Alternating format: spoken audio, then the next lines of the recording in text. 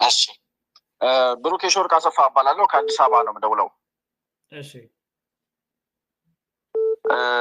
በመጀመሪያ አቶ ጀዋርን ለመጀመሪያ ጊዜ ነው በቀጥታ ስላገኘሁት ደስ ብሎኛል።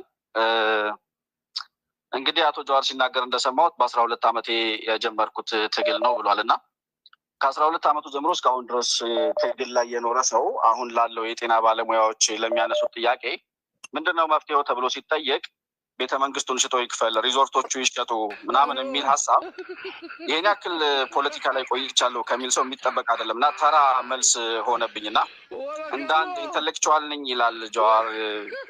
ከዛ አንጻር እንደው የተጠና መፍትሄ ሊሆን የሚችል ሀሳብ ማቅረብ ቢችል ጥሩ ነው ብዬ አስባለሁኝ።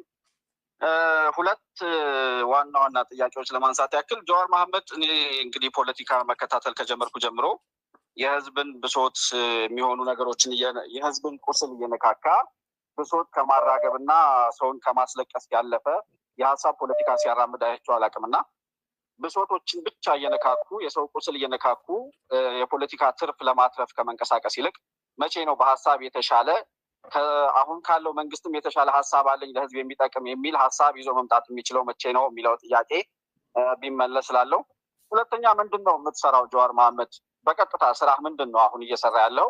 ከፖለቲካው በምታተርፈው ነገር ነው የምትኖረው ይመስለኛል እና አይ ቲንክ ይሄ ፖለቲካ እንቅስቃሴ የምታራግባቸው ከዚህም በፊት በቄሮ አብዮት የመጣህበት ይታወቃል እና አሁንም እንደዚህ አይነት ሙቭመንቶች ላይ ነው ያለው እና ይሄ ከቆመ ምናልባት የምትሰራው ነገር ላይ ሊኖር ይችላል ብዬ አስባለሁ እና ምንድን ነው አንተ በዋናነት እየሰራ ያለው አሁን የምትተዳደርበት ምንድን ነው?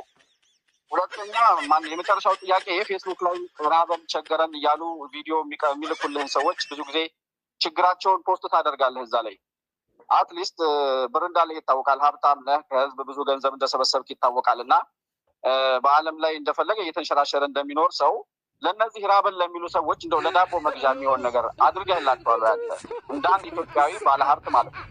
እነዚህን ጥያቄዎች ለማቅረብ ነው። አመሰግናለሁ።